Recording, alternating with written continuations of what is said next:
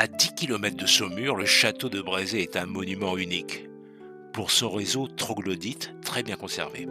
Au premier coup d'œil, c'est le style Renaissance qui nous ravit, c'est la beauté de l'art italien. Mais quand on s'approche, le château change d'aspect. On découvre un château médiéval. Les douves sèches enserrent le château, l'isolant par une vingtaine de mètres de vide. Comme un iceberg, on ne voit plus que la partie visible. Creusons le sujet. La partie enterrée du château est la plus grande forteresse d'Europe. Il y avait une forte activité économique. Ses entrailles portent la marque d'un système défensif développé jusqu'à outrance, jusqu'à la paranoïa. Une histoire particulière, ce château. Oui, nous sommes en Anjou, l'une des régions de France où l'habitat troglodyte s'est déployé fortement. Mais un réseau de plus d'1 kilomètre de galeries et 4 kilomètres encore inexplorés laisse pantois. Les souterrains sont plus présents qu'on y pense dans beaucoup d'endroits. On prétend à Brézé que les souterrains sont reliés par une galerie souterraine de plus de 15 kilomètres.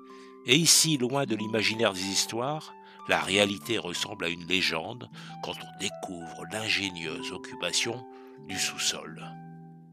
Le secret était bien enfoui. La roche de Brézé apparaît dans les archives de la famille en 1519.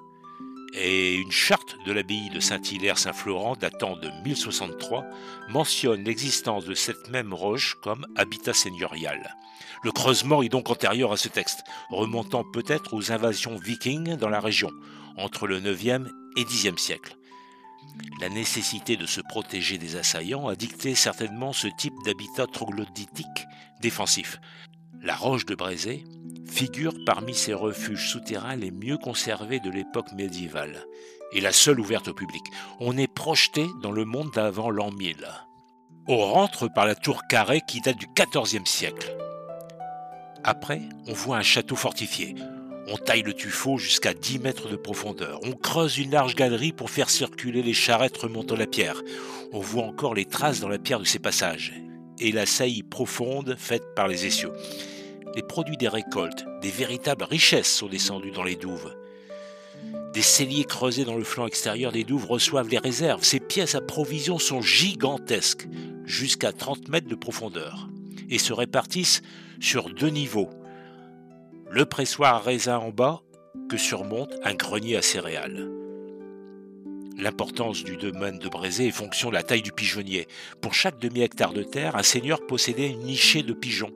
Le pigeonnier contient 3700 nichées. Il est le plus grand de tout l'Anjou et représente une propriété de 1850 hectares de terre cultivée. Et les celliers abondamment remplis sont ardemment gardés par des soldats postés partout sur le chemin de ronde souterrain.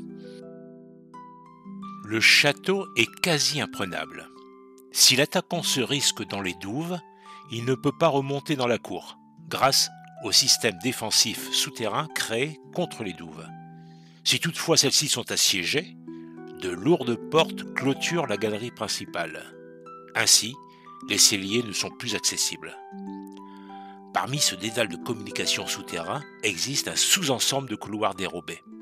Et le chemin de ronde serpente dans le bas des douves et veille sur les biens enfouis dans les celliers. Au XVIe siècle, le château se transforme en princesse. Un vrai château d'agrément.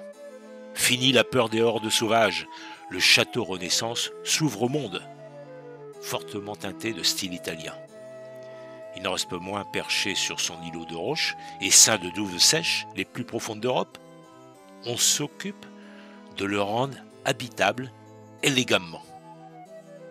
Le château s'endort paisiblement sans risque d'être envahi en attendant la horde des touristes. Château parfaitement inconnu du grand public il y a quelques années, il se visite depuis 1998 grâce à l'initiative du comte et de la comtesse propriétaires du château, la famille de Colbert, nom associé pour toujours au célèbre ministre de Louis XIV. Brézé s'est imposé comme l'un des monuments incontournables du Val-de-Loire. Et pour les amoureux de Marcel Proust, le château de Brézé est évoqué dans la deuxième partie de Du côté de Guermantes, dans La Recherche. Dans le roman, le château est présenté comme ayant été la propriété de la défunte femme du baron de Charlus, lequel en aurait ensuite fait cadeau à sa propre sœur Marie de Guermantes. Madame Hénard de Saint-Loup, comtesse de Marsante, la mère de Saint-Loup. Brézé, c'est royal, déclare Charlus.